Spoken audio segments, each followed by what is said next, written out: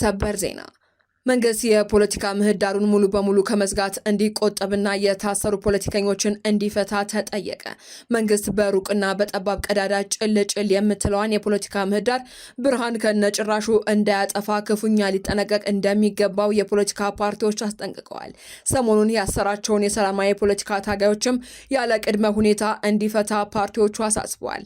ዝርዝሩን በቀዳሚነት እናደርሳችኋለን። መንጃ ፍቃድ ማገድ እንዲቀርና የታገደባቸው እንዲመለስላቸው ተወሰነ። መረጃውን ይዘናል። የመጸዳጃ ቤትና ያልተጣራ ፍሳሽ ቆሻሻ የሚለቁ ግለሰቦችም ሆኑ ድርጅቶች እስከ 300 ሺህ ብር ድረስ መቀጣታቸው ተሰማ። ተጨማሪ ያለን። በአለታ ወንዶ ከተማ ትላንት ምሽት በደረሰ 2 የተሽከርካሪ አደጋዎች የ7 ሰዎች ህይወት አለፈ። ተጨማሪ ያለን። የገዛ ባሏን የገደለችው ግለሰብ በእስራት ተቀጣች። ተከሳሽ ከትዳር አጋሯ ጋር በተነሳ አለመግባባት ምክንያት ምሽት ላይ ወንጀሉን መፈጸሟ ተረጋግጧል። መረጃውን ይዘናል።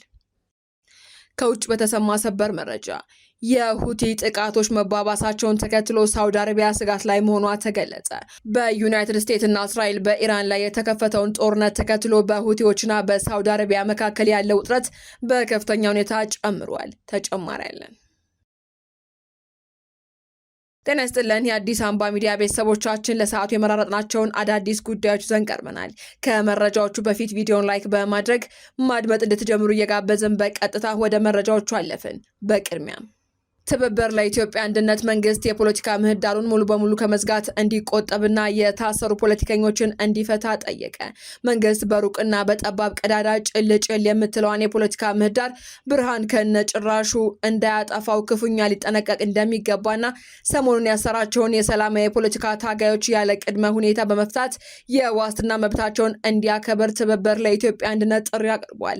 ትብብሩ እንዳስታወቀው ባለፈው ሐምሌ 27 ቀን 2018 ዓ.ም በሰላማዊ መንገድ ለመታገል የሚንቀሳቀሱትን አበባ አካሉን፣ ይስሐቅ ወልዳይና ጠበቃ በራ ንጉሱን ለእስር መዳረጉ በፖለቲካ ምህዳሩ ላይ አሉታዊ ጫና የሚያሳድርና በህዝቡ ዘንድ ድንጋጤ የፈጠረ ነው ብሎታል።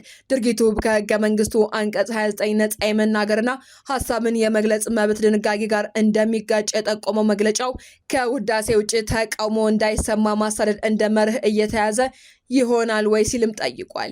በተጨማሪም የሰላማዊ ትግል በሮችን ዘግቶ ሌሎች አማራጮች እንዲያገኙ የሚሰራ ግራ ኃይል መኖሩን እንደሚያስጠራጥረውም አክሎ ገልጿል። በመጨረሻ መንግስት ሁኔታዎችን በመገንዘብ የታሰሩትን የሰላማዊ ፖለቲካ ታጋዮች ያለምንም ቅድመ ሁኔታ በአስቸኳይ እንዲፈታ ትብብሩ በጥብቅ አሳስቧል። መንጃ ፍቃድ ማገድ እንዲቀርና የታገደባቸው እንዲመለስላቸው ተወሰነ። የአዲስ አበባ ትራፊክ ማኔጅመንት ባለስልጣን የደንብ 557/2016 ዝርዝር የአፈጻጸም መመሪያ እስኪጸድቅ ድረስ ከትራፊክ አደጋዎች ውጪ ባሉ ምክንያቶች የአሽከርካሪ ብቃት ማረጋገጫ ፍቃድ ማገድ ለጊዜው መቆሙን አስታውቋል።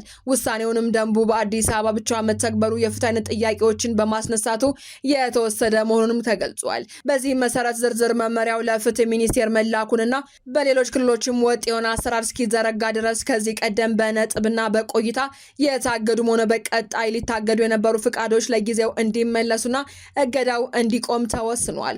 ሆኖም የደንብ መተላለፍ የገንዘብ ቅጣቶች ሙሉ በሙሉ እንደጸኑ እንደሚቀጥሉ ባለስልጣኑ አስታውቋል።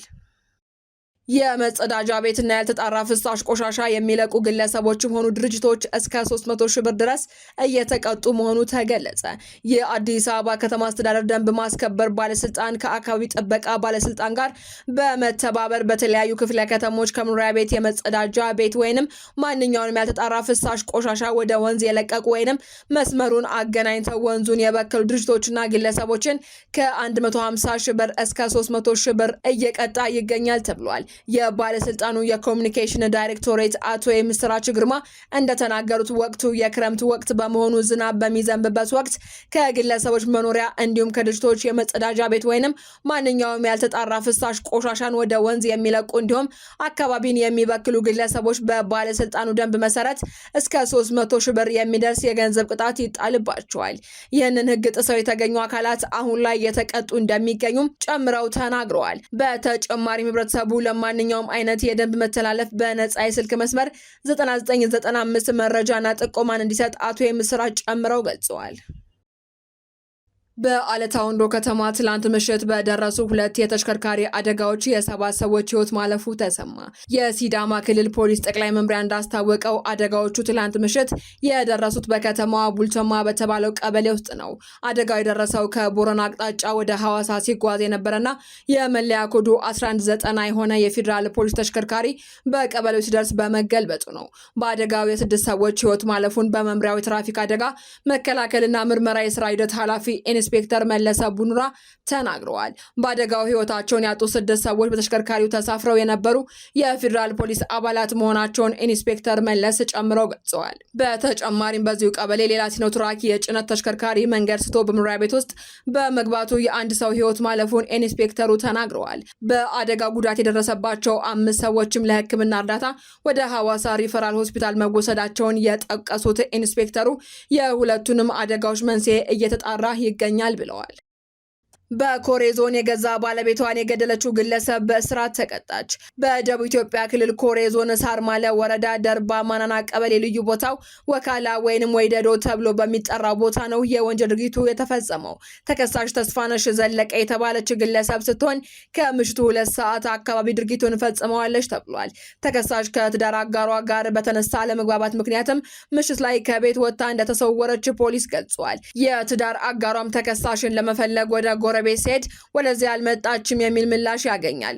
በመቀጠልም ወደ መኖሪያ ቤቱ ተመልሶ በጓሮ በኩል ባትሪ እያበራ ሲፈልጋት ተከሳሽ ተደብቃ በነበረችበት ቦታ አጠገቧ እያለፈ እያለ ይዛው በነበረው ቆጮ መቁረጫ የቀኝ አንገቱን አንድ ጊዜ በመቁረጥ ሕይወቱ እንዲያልፍ ማድረጓን የኮሬ ዞን ፖሊስ መምሪያ አዛዥ ምክትል ኮማንደር ሲዳሞ ማዳሞ ተናግረዋል።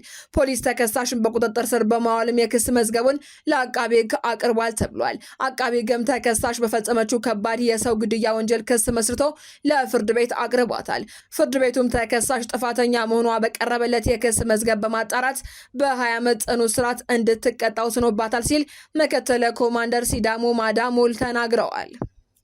ከውጭ በተሰማ ሰበር መረጃ የሁቲ ጥቃቶች መባባሳቸውን ተከትሎ ሳውዲ አረቢያ ስጋት ላይ መሆኗ ተገለጸ። በዩናይትድ ስቴትስ እና እስራኤል በኢራን ላይ የተከፈተውን ጦርነት ተከትሎ በሁቲዎችና በሳውዲ አረቢያ መካከል ያለው ውጥረት በከፍተኛ ደረጃ ጨምሯል።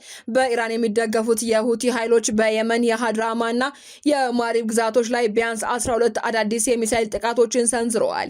ይህ ጥቃት የተፈጸመው በሳውዲ መራሹ ጥምር ጦርና በየመን መንግስት ወታደራዊ ይዞታዎች ላይ ከተሰነዘሩ ድሮኖችና ባለስቲክ ሚሳኤሎችን ቀጥሎ ሲሆን በጥቃቱም ቢያንስ 30 ወታደሮች ተገድለዋል። በተጨማሪም የሳውዲ ባለስልጣናት እንደገለጹት ሁቲዎች በደቡብ ሳውዲ አረቢያ ናጅራን ግዛት ላይ በፈጸሙት ጥቃት የ1 ዓመት ህፃንን ጨምሮ 11 ንጹሃን ዜጎች ቆስለዋል። የሳውዲ መንግስት የደህንነት መረጃዎች እንደሚያሳዩትም የሁቲ አማጽያንና በኢራቅ የሚንቀሳቀሱት የታጠቁ ቡድኖች በኢራን የእስላማዊ አብዮት ጥበቃ ኃይል አመራር ስር በሳውዲ የኃይል መሰረተ ልማቶች፣ ወደቦችና አውሮፕላን ማረፊያዎች ላይ አዳዲስ ጥቃቶችን ሊሰነዝሩ ይችላሉ የሚል ስጋት አለ ብለዋል። የየመን መንግስት ኃይሎች ጥቃቱ የበረታ ወታደሮች ለጠዋት ስልጠና ተሰብስበው በነበረበት ወቅት በመሆኑ የሟቾች ቁጥር ሊጨምር እንደሚችል ገልጸዋል። በሌላ በኩል የሁቲ ባለስልጣናት ጥቃቱን የቀጠሉት የየመን መንግስታት በሁቲ ይዞታዎች ላይ የምድር ጥቃት ለመሰንዘር ከሳውዲ አረቢያ ጋር እያሴሩ ነው በሚል ጥርጣሬ መሆኑን አስታውቋል። ዜናዎቻችን አበቃን። በሰላም ቆዩን።